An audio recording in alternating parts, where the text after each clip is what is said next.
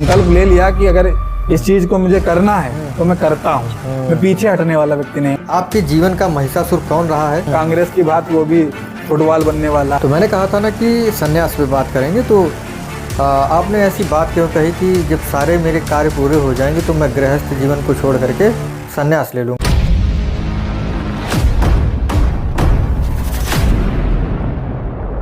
माता जी चिंता करती, ऐसा नहीं कि उनको लगे कि पुत्र ने क्या बोल दिया।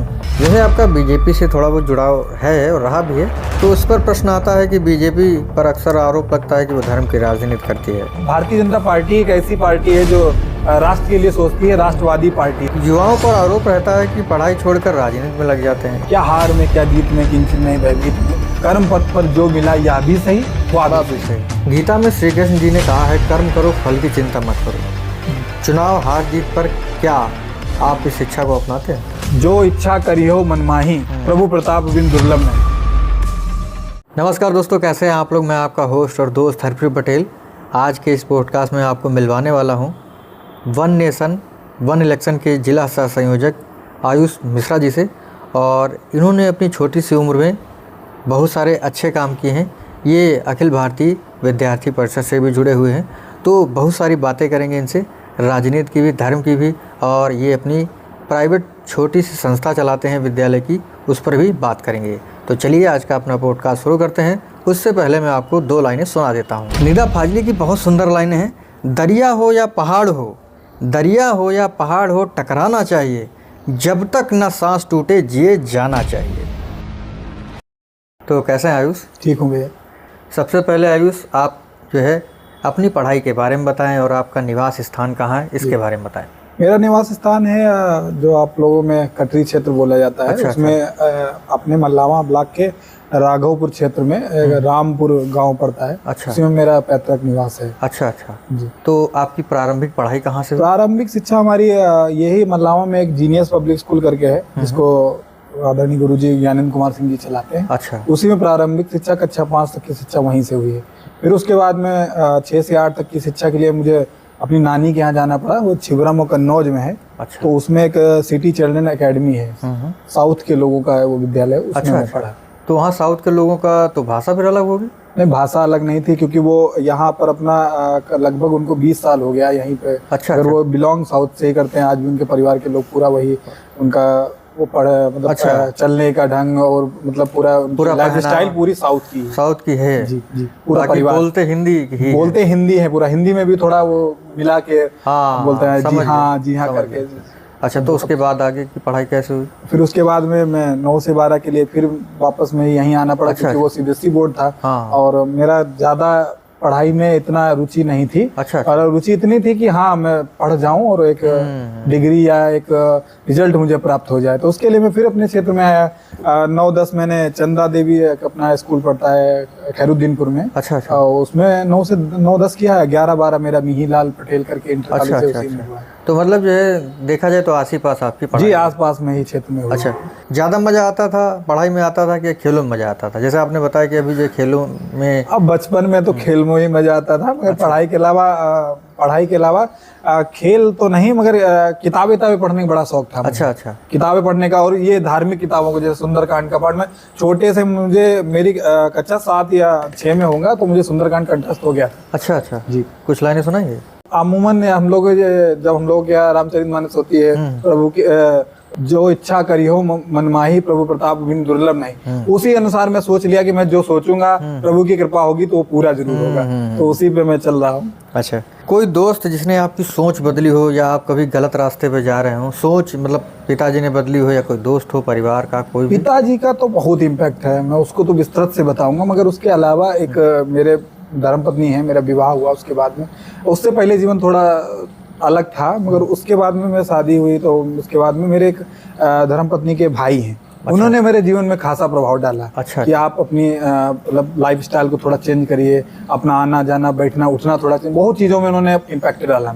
अच्छा, और राजनीति में भी उनका बहुत मुझे सहयोग मिलता रहा है। नाम और ऋषभ कात्यायन जी नाम है, और अपने विभाग है अम्बेडकर नगर में विभाग संगठन मंत्री हैं अखिल भारतीय विद्यार्थी परिषद में। अच्छा। पूर्व में वो सीतापुर का जिला संगठन मंत्री रहे हैं। अच्छा। पूर्व में लखनऊ पूर्व के भी संगठन मंत्री रहे, और विद्यार्थी परिषद में बहुत काम किया। लगभग 10 वर्ष से विद्यार्थी परिषद में ही काम कर रहे हैं। अच्छा अच्छा अच्छा। हाँ अच्छा, देखते हैं ना, जैसे हम जब छोटे होते हैं तो हम लोग शरारतें करते रहते हैं जी। और तो कोई शरारत आपके पास है जो हमें बता सके? शरारत है, मगर अगर उसको मैं बोलूँ तो मैं थोड़ा भावुक हो जाता हूँ कि मेरे पिताजी की माँ, मतलब मेरी दादी, तो वो मैं गाड़ी देखता था, ये मोटरसाइकिल चलाते लोग हैं, आपने देखा भी होगा। अब जब हम लोग एक्सीलेटर खींचते हैं तो एक हाथ से का विषय में लेट जाता था माता दादी के पास, उनके पेट पे लेट गया और फिर मैं उनके कान पकड़ के खींचता था। उनको दर्द होता होगा, मगर फिर भी मेरी खुशी के लिए वो कहती नहीं थी। अब जैसे सिर है तो उस पर ऐसे प्रेस करके मैं लगता था मुझे हारन पी पी ढिर ढिर करके, तो वो अभी मैं याद करता तो वो हंसी भी आती है, थोड़ा दुख भी होता है कि दादी हमारे बीच में नहीं है, थोड़ा उनका थोड़ा दुख रहता है। हाँ। क्योंकि बाबा का प्यार मुझे मिल नहीं पाया, बाबा मेरे सामने नहीं, उनके बारे में मैं बातें सुनता हूँ कि वो घोड़ा से चलते, हाथी से चलते थे, मेरे घर में घोड़े भी थे, दो हाथियों से चलते थे, बड़ा राजशाही वाला सिस्टम था, नौकर वोकर रहते थे परिवार में, लोगों से सुनता हूँ मगर मैंने देखा नहीं। मगर परिवार के लोग भी, मेरे माता पिता भी बताते हैं बहुत अच्छा बाबा की लाइफ स्टाइल में आज भी क्षेत्र में। गाड़ी वाड़ी भी थी क्या? हाँ, एम्बेसडर, उस समय एम्बेसडर गाड़ी हुआ करती थी मैंने। मतलब उस समय, हाँ, जब क्षेत्र में नहीं गाड़ी थी, क्षेत्र में कोई एकदम बढ़िया जी, जब क्षेत्र में कोई गाड़ी नहीं थी, पहली गाड़ी हमारे यहाँ एम्बेसडर हुआ करती थी। क्षेत्र में कोई हाथी नशीन के, अभी मैं कहा जाता हूँ कि जो कटरी क्षेत्र में जाता तो लोग कहते हैं हाथी नशीन का नाती है या पोता है, जो भी बोलते हैं गाँव के लोग, तो थोड़ा उसका भी सम्मान मिलता है। अच्छा अच्छा। पारिवारिक में आर्थिक स्थिति कभी गड़बड़ हुई? पिताजी जब यहाँ से अपनी पढ़ाई करने के लिए फर्रुखाबाद चले गए। अच्छा। फर्रुखाबाद में वो एक नाम मुझे नहीं याद है, मिश्रा जी थे, वो छात्र संघ का चुनाव भी लड़ते थे। उनके साथ उनकी अच्छी गाड़ी दोस्ती होगी, तो बिल्कुल वो पूर्णतः उनके लिए समर्पित हो गए। उन्होंने परिवार में यहाँ गांव में आना जाना बंद कर दिया। तो यहाँ कुछ लोगों ने, मतलब कि हमारे जमीनों को हड़पना, ये सब चीजें, उसको संघर्ष यहाँ परिवार करता रहा, चीजें गलत हुई। फिर उसके बाद थोड़ी आर्थिक स्थिति बीच में गड़बड़ आई है, और उसको फिर पिताजी और माताजी ने संघर्ष करके मेंटेन किया है। अच्छा अच्छा। तो आयुष जो है एक थोड़ा सा जो है गंभीर मुद्दा है, वो बिल्कुल होता है। अगर आप किसी के परिवार से जुड़े हुए हो, आपके साथ वो चीज़ होती तो आपको बुरा लगेगा जी। अगर मेरे परिवार में कोई होता तो मुझे बुरा लगेगा, और जब आपकी खुद की स्वयं की माता हो तो बहुत ही बुरा लगता है। एक घटना है सन 2018 की। आयुष की माता जी शिक्षा मित्र हैं, वर्तमान में शिक्षा मित्र हैं, पहले भी शिक्षा मित्र थी, बीच में सहायक अध्यापिका बनी। उस समय वेतन लगभग 40,000 के आसपास मिलता था। सन 2018 में कोर्ट ने जो है ऐसा नियम दिया, उसके बाद जो है नौकरी चली गई जी। तो उस समय माता जी को कैसा लगा और आप लोगों को कैसा लगा? घर की स्थिति कैसी थी? शिक्षा मित्रों का गलत तरीके से समायोजन किया था, जैसा मुझे लगता है, क्योंकि और अब जो चीजें हो रही हैं, जैसा सरकार ने आश्वासन दिया है कि हम लोग इनका मानदेय बढ़ाएंगे, अगर वो मानदेय बढ़ जाता है तो पुनः फिर वो चीजें सही रहेंगी। बाकी हम लोग भी अपना वर्क कर रहे हैं, उससे थोड़ा बहुत आर्थिक सहयोग मिल रहा है, तो चीजें थोड़ी तो लगता ही है खुद में कि जहाँ पे 40,000 मिल रहा हो 10,000, थोड़ा खराब तो लगता है, मगर ये नहीं ठीक। जो सही है तो उसको सही कहा जाएगा, गलत है तो गलत कहा जाएगा। और माता जी के स्तर से तो उनको तो खराब लगेगा ही थोड़ा, मगर मुझे लगता है कि गलत तरीके से किया गया तो उसका। अच्छा आयुष, ये बताएं, जैसे जब पढ़ने हम लोग जाते हैं तो हमारे पास जो है कुछ पसंदीदा सब्जेक्ट होते हैं जी, और कुछ जो है कठिन सब्जेक्ट होते हैं जी। तो बताएं। इतिहास मेरा बड़ा अच्छा विषय रहा है। अच्छा। और गणित मेरे लिए कठिन रही है। अच्छा अच्छा। हाँ, गणित थोड़ी टफ रही है। अच्छा अच्छा अच्छा। और गणित का भी एक किस्सा है, एक हमारे गुरुजी थे, होम ट्यूशन देते थे। एक बार मुझे 20 तक पढ़ा नहीं आता तो उन्होंने मुर्गा बना दिया। तो हमारी दादी जी उस समय जिंदा थी, छोटे बचपन की बात है, क्लास 4th या 3rd की बात है, वो दौड़ते हुए आई, उनको गुरुजी को भी भगा दिया वहां से दौड़ते हुए। उस दिन से मेरी होम ट्यूशन भी बंद हो गई। अच्छा अच्छा। तो गणित का ये रहा थोड़ा। अच्छा आयुष, एक चीज और भी है, जैसे मैंने सुना है प्राइवेट संस्था यानी प्राइवेट स्कूल चलाते हैं, तो उसके बारे में बताएं। जो है मतलब लगभग 7 साल से आप उस संस्था को चला रहे हैं, तो कोरोना काल का समय भी आपने देखा होगा, तो आपने उस समय कैसे काम किया और वर्तमान में कैसे काम कर रहे हैं? अपने विद्यालय का नाम भी मेंशन करते हुए बताएं। मेरे विद्यालय का नाम पंडित राधेश्याम मानस ज्ञान स्थली है, और अच्छा 8 का विद्यालय है। और विद्यालय तो मेरे क्षेत्र में बहुत है, मगर एक अनुशासित मैंने अनुशासन के नाम पे अगर आप पूछेंगे इस क्षेत्र में अनुशासन किस विद्यालय में, शिक्षा का तो सब मतलब पढ़ाते तो सब, मुझे लगता है सब विद्यालयों में पढ़ाई, थोड़ा अनुशासित वातावरण मिलना आजकल के जमाने में बहुत कठिन हो गया। तो मेरा विद्यालय अनुशासन के लिए जाना जाता है। नंबर एक बात ये है। नंबर दो बात है क्वांटिटी और क्वालिटी, ये दोनों में मेंटेन करके चलते हैं। अच्छा। और कोरोना काल में तो बहुत स्थितियां गड़बड़ हुई थी। जैसे क्या हुआ? क्योंकि मेरा कटरी का क्षेत्र है, वहाँ पर कटरी मतलब गंगा गंगा का क्षेत्र। ये बता दूं, जैसे लोग नहीं समझ पाएंगे, कोई लोग नहीं जानते कटरी क्या है, तो गंगा का जो तराई क्षेत्र है आयुष वहाँ पर रहता है। हाँ, लगभग मेरे जहाँ पर विद्यालय है वहाँ से 2 किलोमीटर या 3 किलोमीटर दूरी पे गंगा जी है। चारों तरफ से मेहंदी घाट हो जाए, बेरिया घाट हो जाए, और जो हमारा घाट कहा जाता है त्रिवेणी घाट, वो भी है। अच्छा, हाँ। तो वो किसान लोग, हाँ, कोरोना काल पे किसान लोग बेचारे कमाते हैं अपना, उनका जीवन का यापन का एक ही स्रोत है किसानी। और गेहूं की फसल होती है और धान की फसल होती है, कुछ लोग तीसरी फसल आलू के रूप में भी कर लेते हैं। तो हमारे यहाँ जो फीस का मतलब रहता है कि आप भैया धान में देंगे, भैया गेहूं में देंगे। और कोरोना काल में ऐसा हो गया कि बेचारे जब निकल ही नहीं पा रहे थे, कहीं पे खेती भी अच्छे से नहीं हो पा रही थी, तो उनकी बड़ी स्थिति खराब हुई। तो स्कूल का अभी भी बहुत लोगों का ऐसा है, फीस का बहुत हमारे यहाँ दिक्कत है, मतलब अच्छा दे नहीं पाते। अभी भी मेरे विद्यालय में ऐसे 20-30 बच्चे होंगे जिनका पिताजी या मेरे माध्यम से फ्री में शिक्षा उनको दी जा रही है। मैं जान रहा हूँ कि कोई ऑप्शन ही नहीं बेचारों के पास, तो कैसे वो पढ़ाएंगे, मगर फिर भी हम लोगों को लगता है कि अब जिसके लिए मैंने खोला है विद्यालय सेवा करने के लिए, तो उसको मैं पूर्ण कर पाऊँ इस माध्यम से। तो स्कूल मेरे कटरी क्षेत्र में चलाना बहुत कठिन है। वहाँ का अभिभावक भी कुछ ऐसे हैं कि वो ध्यान नहीं देते बच्चों को। अब बताइए, आप बच्चों को पढ़ने के समय पर वो उसको भेज देते हैं, जाओ बेटा आलू बीन लाओ जाके, 400 रुपए तुमको दिहाड़ी मिल जाएगी। गेहूं काटने के लिए बच्चे चले जाते हैं, जो कुछ बड़े होते हैं थोड़ा वो दराती पकड़ने के लायक हैं, तो वो चीजें बहुत समस्या आ रही है। अटेंडेंस हमारे यहाँ 70% 80% ही रह पाती, जबकि जब मैं बताया हूँ कि सबसे अलग विद्यालय में अगर आप जानेंगे, अगर प्रयास करेंगे तो अलग छवि है विद्यालय की। जब मैं इतना प्रयास करता हूँ, डेली एक गार्जियन को फोन करता हूँ, आपका बच्चा क्यों नहीं आया, और जब अगर नहीं संपर्क हो पाता, घर तक जाती है हमारी टीम, कहता है कि भैया बच्चा भेजिए, फिर भी ये स्थिति आती है। नहीं, तो वही चीज़ है, बात सही आपने कही कि कटरी क्षेत्र में रहते हुए शिक्षा का प्रचार प्रसार करना बड़ी बात है। जी। क्योंकि बच्चे उपलब्ध नहीं हो पाते। तो कोरोना काल का समय ऐसा रहा कि बहुत सारी समस्याएं आई, आपने उस समय हमें लग रहा है फ्री में एजुकेशन दी होगी। हाँ, एक तो मेरे ऊपर से मैं विद्यार्थी परिषद में जुड़ चुका था, तो विद्यार्थी परिषद की एक परिषद की पाठशाला चलाई कोरोना काल में विद्यार्थी परिषद के माध्यम से।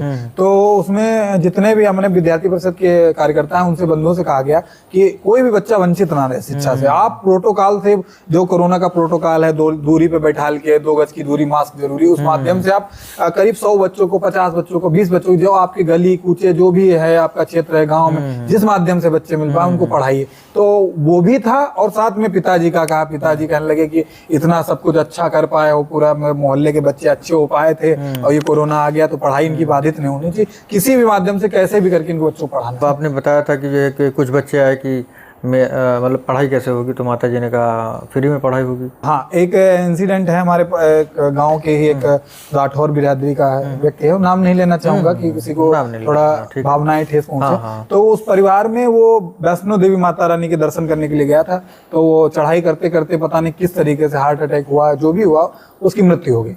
और मृत्यु से पहले जब वो अपने बच्चों को पढ़ाता तो हर अभिभावक की अपेक्षा होती है अच्छी पढ़ाई, मतलब स्कूल के साथ उसकी कोचिंग भी लगवाए थे हम लोगों के माध्यम से, विद्यालय के अध्यापकों के पास कोचिंग लगवाए थे।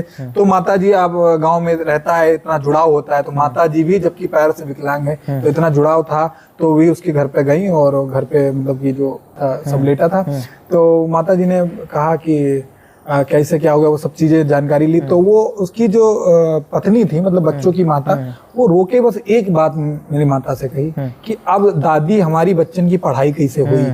तो मम्मी ने मतलब कि ना सोचा ना विचारा कि आजकल का खर्चा कितनी, महंगाई कितनी, ना मुझसे कोई उन्होंने पूछने का हो गया, सीधे कह दिया कि पूरे जीवन भर जितनी भी पढ़ाई का खर्चा आएगा मेरा पुत्र आयुष मिश्रा उठाएगा। तो उस कर्तव्य उन्होंने कह दिया, उसको मैं निभा भी रहा हूँ। बच्चे अब क्लास 12 में अभी वो एग्जाम देंगे, उनकी पूरी पढ़ाई का वहन मैं ही कर रहा हूँ। और उनका ही नहीं, लगभग ऐसे 10-20 मेरे क्षेत्र के हैं पिताजी या किसी माध्यम से, अगर उन्होंने कह दिया, किसी गांव के प्रधान ने फोन किया, भैया बहुत हमारे गांव के ऐसे लोग, मैं पढ़ाता हूँ। चलिए, बहुत ही अच्छी। और स्कूल के ही माध्यम से नहीं, ऐसा नहीं कि कुछ लोग कह दें कि स्कूल चलाते तो अपने स्कूल में फ्री पढ़ा देते हैं, दूसरे संस्थाओं में भी पढ़ाता हूँ। जैसा उनकी रुचि दिखती है, अगर वो ज़्यादा अच्छे पढ़ने में तो उनको बाहर भी भेजने का प्रयास करता हूँ।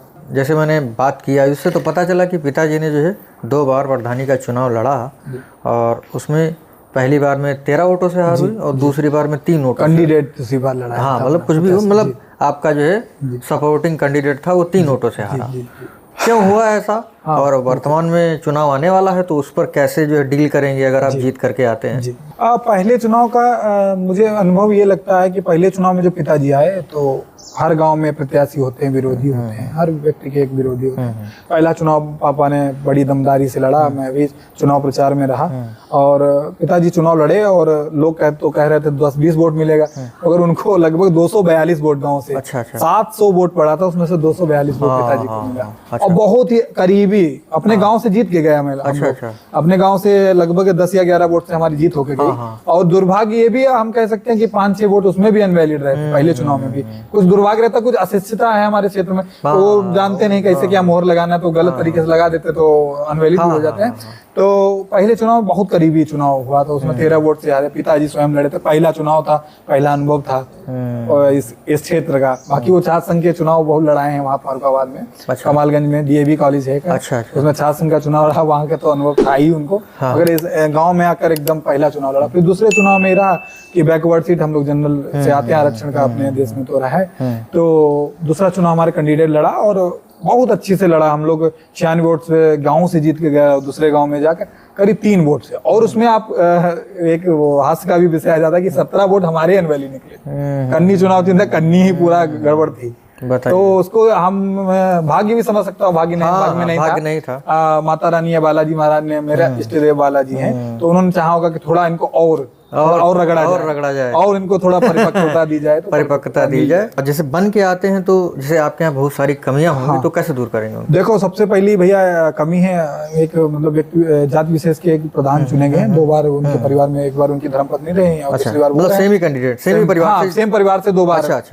13 और 5 वोट से जीत हार हो रही है, कोई बहुत बड़ी हार। तो मतलब आएंगे तो आप क्या कर सकते हैं? तो वो अपने ही गांव में विकास कराएं, जैसे कि वो जिस गांव से बिलोंग करते हैं उसी गांव में विकास कर। मेरा गांव बहुत पिछड़ गया, जो बहुत अच्छा गांव हुआ करता था वो बिल्कुल उसकी रोडें सड़कें सब बिल्कुल बेकार हो गई। और एक विशेष मुद्दा मेरे यहाँ है, जो मेरे यहाँ एक बाजार लगती है, आप लोग भी परिचित होंगे, उसमें आप खोया मंडी, सबसे बड़ी मेरे क्षेत्र की सबसे बड़ी खोया मंडी लगती है, उसमें अवैध वसूली की जाती है। बेचारे छोटे छोटे सब्जी बेचने आ रहे हैं, आप बताइए 100-200 रुपए सब्जी लेके आएंगे, अगर वो 20 रुपए 30 रुपए टैक्स देंगे प्रधान के लोगों को, तो क्या वो अपना जीवन यापन कर? उसको मैं अगर प्रधान बना तो फ्री करूंगा, गरीबों के लिए पूरा फ्री रहेगा, कोई टैक्स नहीं उनसे, कि 1 रुपए का कोई लालच, कोई फरेब नहीं। और उनको व्यवस्थित तरीके से, अब बेचारे रोड पे भी लगा देते हैं, और बाजार यहाँ निर्धारित है, उसके आगे तक बाजार लगने लगी, बाजार को सुव्यवस्थित किया जाएगा। और गरीबों के परिवारों की जो लड़कियों की शादियों का, उसमें मेरा रहेगा कि आजकल का दौर है, बहुत महंगाई का है, मगर 30% या 40% मैं अपने स्तर से खर्चा करूंगा।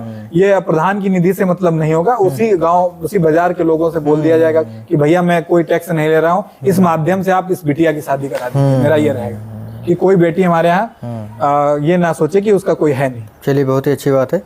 राजनीति में परिवार में पहला कदम कैसे पहुंचा?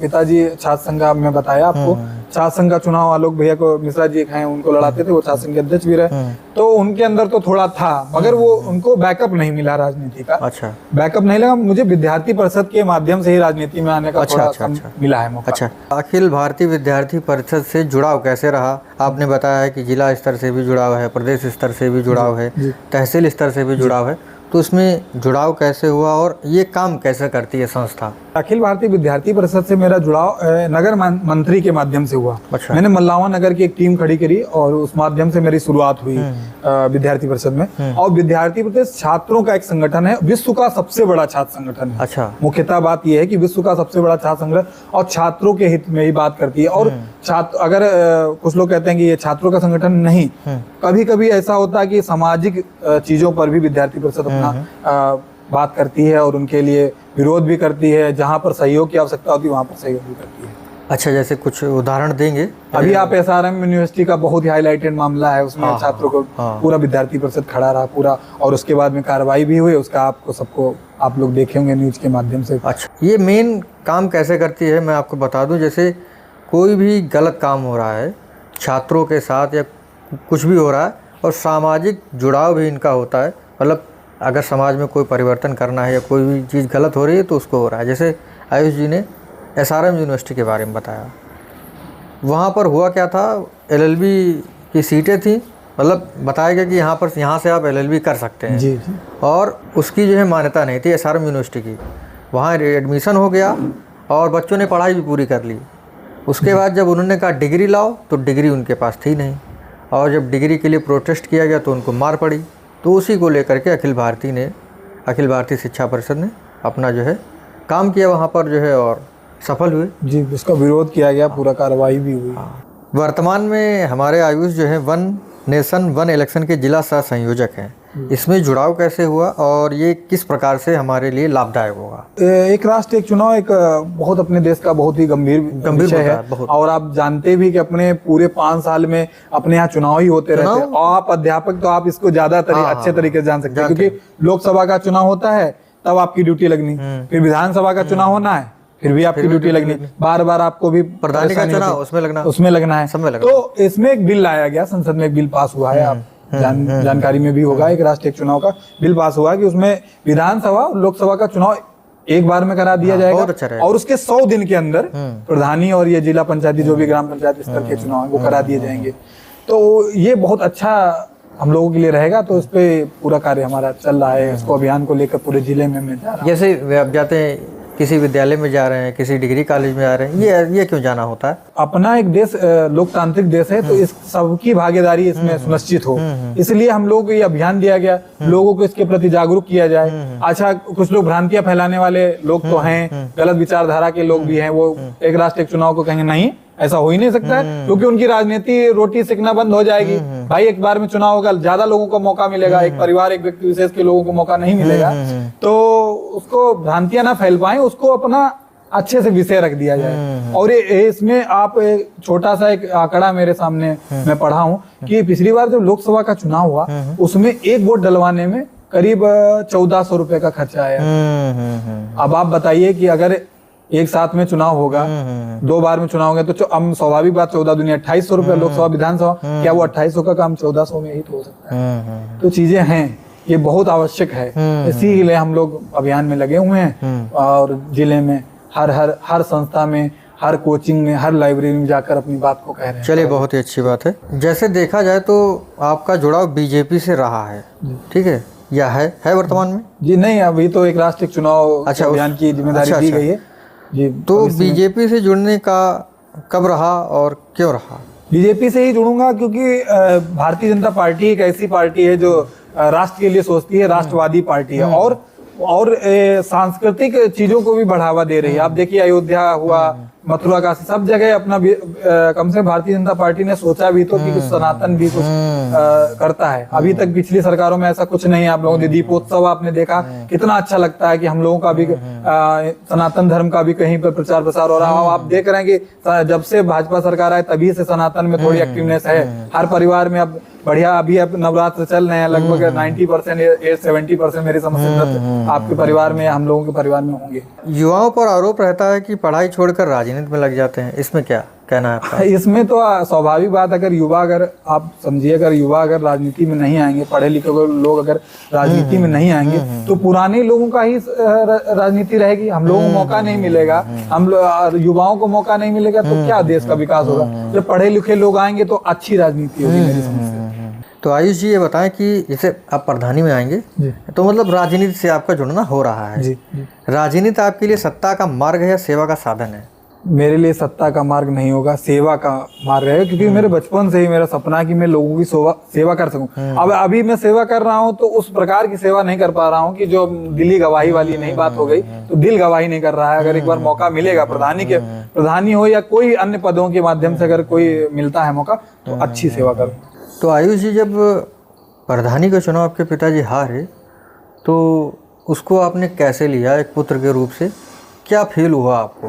थोड़ी देर के लिए तो थोड़ा खराब लगा, जब पिताजी का साहस देखा, बाहर निकल के हार के, और जनता का उनके प्रति देखा कि जनता रो रही है, कह रहे हैं अरे भैया हार गए, तो उनको जनता के जब आंसू देखे और पिताजी का साहस देखा, तो मुझे अटल बिहारी जी की 4 लाइनें याद आती है कविता की क्या हार में क्या जीत में किंचित नहीं भयभीत में, कर्म पथ पर जो मिला यह भी सही वह भी सही। तो उनकी सारी बॉडी लैंग्वेज से मुझे ऐसा प्रतीत हो रहा था कि वो कुछ अच्छा सोच रहे हैं कि मैं हारा हूं तो अगली बार मुझे अगर मौका मिलेगा तो मैं फिर से प्रधानमंत्री आऊंगा। उन्हें किसी प्रकार की किसी शिकन नहीं उनके अंदर देखी। तो ये मेरे लिए बहुत अच्छा अनुभव था कि हारने के बाद भी एक व्यक्ति बिल्कुल डट के खड़ा कि हमारे लोगों का साहस ना टूटे, हम लोगों के आंसू ना, मतलब बार बार आंसू ना आए उसका बिल्कुल। फिर उन्होंने बड़ा अच्छे से कहा कि कोई लोग डरना नहीं, हम आपके लिए खड़े हैं, कल भी खड़े थे आज भी। तो ये चीज मेरे लिए बहुत अच्छा अनुभव रहा। गीता में श्री कृष्ण जी ने कहा है कर्म करो फल की चिंता मत करो। चुनाव हार जीत पर क्या आप इस शिक्षा को अपनाते हैं? बिल्कुल, हार जीत तो एक अलग विषय है। अगर हारेंगे नहीं तो जानेंगे कैसे। और कर्म पथ पे लगा रहना चाहिए। आज हार है कल जीत भी हो सकती है। मैं अपने राजनीतिक जीवन में बहुत लोगों को देखता हूँ कि पूरा उनका जीवन संघर्ष में हो गया। अपने मल्लाहों के कुछ लोग हैं, बहुत व्यक्ति विशेष लोग हैं कि पूरा जीवन भर उन्होंने संघर्ष किया, जो चीज वो चाहते थे नहीं मिला, फिर भी वो आज भी लगे हैं, वयोवृद्ध भी हो गए हैं मगर फिर भी लगे हैं। तो अपना कर्म करते रहना चाहिए व्यक्ति को, और फल की इच्छा नहीं करनी चाहिए। एक चौपाई है, जो इच्छा करियो मनमाही, प्रभु प्रताप बिन दुर्लभ नहीं। प्रभु जो चाहेंगे वो आपको मिलेगा, अगर आप अपना कर्म करते रहें। महाभारत में श्री कृष्ण जी ने खुद युद्ध नहीं लड़ा लेकिन अर्जुन को जीत दिलाई। क्या राजनीति में भी रणनीति ही सबसे बड़ी ताकत है? रणनीति ही ताकत, मगर रणनीति भी पूरा ईमानदारी से अगर आपने किया। विद्यार्थी परिषद में सिखाया जाता पूर्व योजना पूर्ण योजना। मतलब पहले से ही अगर योजनाबद्ध अगर किसी काम को आप करेंगे तो उसमें आपको सफलता जरूर मिलेगी। एक चीज थी महाभारत में कि उसमें ये था कि रणनीति तो दुर्योधन ने भी बनाई थी अच्छी जी, और रणनीति जो है युधिष्ठिर ने भी बनाई थी। जीत जो है वो पांडवों की ही क्यों हुई? मुझे लगता है दुर्योधन ने रणनीति बनाई और उनके अंदर छल वाली रणनीति थी कि किस तरीके से छल के आप देखते हो। जो हम लोग इन लोगों का गेम हुआ था तो उसमें छल के उन लोगों ने जीता था। और उनकी जितनी भी रणनीति छल के माध्यम से, अगर आप निश्चल भाव से और सेवा के भाव से अगर रणनीति बनाएंगे तो राजनीति में भी सक्सेस होंगे और जिस कार्य क्षेत्र में होंगे ईमानदारी से रणनीति बनाकर अगर उसको करेंगे तो फलीफूट जरूर होगा। बिल्कुल, आयुष जी ने बहुत अच्छी बात कही कि ईमानदारी अगर आपके अंदर होगी और रणनीति अच्छी होगी, सबसे पहले आपका जो मन है वो अगर मन पवित्र है, रणनीति अच्छी है तो आप बिल्कुल सफल होंगे। जैसे महाभारत का युद्ध था उसमें दुर्योधन जो है क्यों हारा? क्योंकि उसने छल किया था जी। और जो पांडव थे हमारे उनके अंदर पवित्रता थी जी। इसी वजह से उनकी जीत हुई। इसी वजह से उनके साथ भगवान कृष्ण खड़े थे जी। श्री कृष्ण जी ने हमेशा कहा है कि धर्म की रक्षा के लिए हमेशा खड़ा होना चाहिए। आज की राजनीति धर्म की रक्षा कर रही है या धर्म का इस्तेमाल कर रही है? धर्म की राजनीति कुछ लोग कर रहे हैं मगर धर्म की राजनीति नहीं होनी चाहिए। मेरी समझ से धर्म की राजनीति कर रहे हैं और धर्म के लिए खड़े होना चाहिए मगर धर्म का उपयोग नहीं करना चाहिए। धर्म की राजनीति का प्रयोग नहीं करना चाहिए। वर्तमान में इस समय जो है माता जी के व्रत चल रहे हैं, नवरात्रि चल रहा है, तो मैं उस पर भी आयुष से बात करूँगा कुछ थोड़ी बहुत। और उसके बाद जो है एक बहुत ही प्रश्न ऐसा आयुष ने रखा कि मैं जब भी मेरे सारे काज पूरे हो जाएंगे, सारे कार्य मेरे पारिवारिक गृहस्थ पूरे हो जाएंगे, उसके बाद संन्यास लूँगा। इस पर भी मैं बात करने वाला हूँ। मतलब आयुष सोच रहे हैं कि मैं जीवन में संन्यास लूँ। आजकल के बच्चे संन्यास के बारे में जानते ही नहीं हैं। ठीक है, तो पहले जो है माता जी पर बात कर लेते हैं। माँ दुर्गा ने महिषासुर का वध कर अच्छाई को जीत दिलाई। आपके जीवन का महिषासुर कौन रहा है जिससे सबसे बड़ी कठिन लड़ाई हुई हो? आलस्य और हताशा। अच्छा, रहा है थोड़ा। कभी कभी हताश हो जाते हैं कि इतना सब कुछ करने के बाद भी चीजें नहीं हो रही और कभी कभी में आलस भी आ जाता है। अब 4-4 दिन एक अभियान में या 4-4 दिन लगातार लखनऊ जाना, हरदोई जाना, तो कभी कभी आलस मुझे आ जाता है। माँ दुर्गा के 9 रूप अलग अलग शक्तियों के प्रतीक हैं। राजनीति में आप खुद को किस रूप से जोड़ते हैं? दुर्गा माँ के शक्ति रूप को मैं अच्छा संकल्प ले लिया कि अगर इस चीज को मुझे करना है तो मैं करता हूँ। मैं पीछे हटने वाला व्यक्ति नहीं हूँ। अगर जिसका विरोध किया होगा खुलकर किया होगा, जिसका सपोर्ट किया होगा खुलकर किया। माँ दुर्गा शेर पर सवार रहती हैं जो साहस का प्रतीक है। आपके जीवन का शेर कौन है जो आपको हिम्मत देता है? स्वाभाविक है, पिताजी मेरे लिए सबसे बड़े साहस हैं, जिसका कर्जा जीवन में नहीं उतार पाऊंगा। मेरे पिताजी हैं। पिताजी ने बहुत कुछ मेरे लिए किया है और सभी के पिताजी करते हैं मगर मेरे लिए कुछ अलग से, मेरे लिए अनुभव अच्छा अलग सा रहा कि किसी चीज के लिए कोई मेरे लिए इम्पोर्ट नहीं। अगर मैं कह दूं ऐसी चीज मुझे चाहिए, उनकी क्षमता नहीं है, तो वो बेचारे टेंशन में हो जाएंगे, फिर वो उसको चीज को करेंगे, भले वो 2 दिन बाद करें, मेरे लिए करते हैं, मेरे लिए बहुत, पिताजी का बहुत मेरे लिए सिर्फ यही वही है। नवरात्रि शक्ति की पूजा का पर्व है, लेकिन राजनीति में शक्ति का दुरुपयोग भी होता है। आपके अनुसार असली शक्ति जनता है या सत्ता? जनता ही है, जनता ही सत्ता में लाएगी, इसका अब दुरुपयोग नहीं करना चाहिए। जनता का दुरुपयोग जिसने जिसने किया है, कांग्रेस की बात, वो भी फुटबॉल बनने वाला है।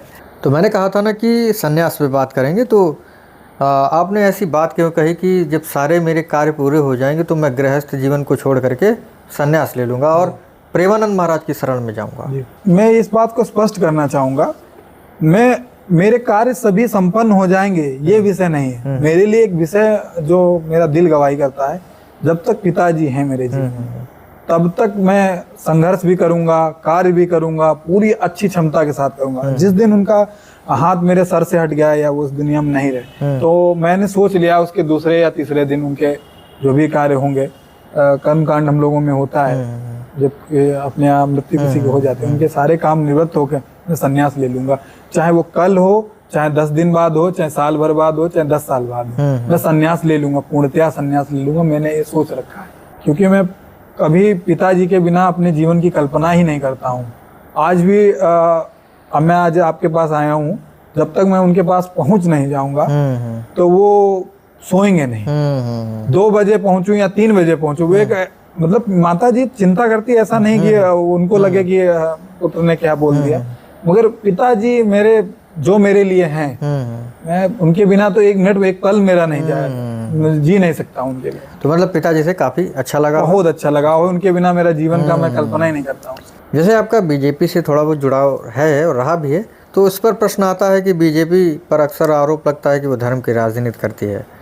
आप इसे राष्ट्र निर्माण मानते हैं या धर्म का उपयोग? राष्ट्र निर्माण है, बिल्कुल पूर्णतः राष्ट्र निर्माण है।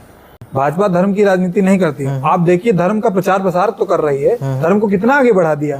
आज के 10 साल पहले क्या स्थिति थी, वही राहुल गांधी, वही विपक्ष के नेता है, कभी मंदिर जाने में भी इतराते थे, उनको लगता था कि क्या है सब, आज क्यों जाते हैं, इतना बड़ा बड़ा चंदन क्यों लगाते हैं? भाजपा ही तो लाई, भाजपा ही नहीं तो धर्म को बढ़ाया, सनातन धर्म को आज जान रही तो भाजपा की तो देन है। क्या धर्म की राजनीति कर रहे हैं, क्या लोग सोचते हैं इसको? धर्म की राजनीति क्या, धर्म का क्या प्रयोग कर लिया है भाजपा ने? अगर धर्म का प्रयोग कर लिया तो राम मंदिर क्यों नहीं बन गया था अभी तक? भाई अगर वो लगता है कि विपक्ष सवाल उठाता है कि राम मंदिर निर्माण पर चुनाव भाजपा लड़ गई पूरा, अरे राम मंदिर के निर्माण पर भाजपा, तो आप क्यों नहीं किए? आप भी तो कर सकते थे, आप भी तो राम मंदिर बनवा सकते थे, आप भी दीपोत्सव करा सकते थे, आप भी सनातन धर्म को आगे बढ़ा सकते थे। आप तो देखते हैं विपक्ष के नेता पहुंचने लगे हैं मंदिर में, अभी तक नहीं दिखते थे। भारत में धर्म और राजनीति हमेशा साथ साथ चलते आए हैं, क्या इन्हें पूरी तरीके से अलग किया जा सकता है? बिल्कुल नहीं किया जा सकता, क्योंकि भारत एक ऐसा देश है, उसी में धर्म और राजनीति का साथ में रहा है, मगर बस उसको ये करना कि सामंजस्य बना के चलना। धर्म की राजनीति हावी ना हो पाए, देश में हावी ना हो पाए, उसके लिए युवाओं को आगे होना, अगर राजनीतिक पार्टियों को भी आगे आना पड़ेगा। धर्म की राजनीति ज्यादा सक्रिय ना हो, जिससे लोगों की मनोवृत्ति बदल जाए, मनोवृत्ति ना बदले, जैसा कि अन्य देशों में हो रहा है, ऐसा ना हो। उसके लिए तो सबको खड़ा रहना पड़ेगा, बोलना पड़ेगा। तो हम लोगों ने बहुत सारी बातें करी आयुष से, और उम्मीद है आयुष को अच्छा लगा होगा। कैसा लगा? बिल्कुल बहुत अच्छा लगा, आपने एक माध्यम दिया अपनी बात को पहुंचाने का लोगों तक, मुझे बहुत अच्छा लगा। तो उम्मीद है आपको भी अच्छा लगा होगा। बाकी आपसे मिलेंगे अगले पॉडकास्ट में, तब तक के लिए जय हिंद, जय भारत, थैंक यू।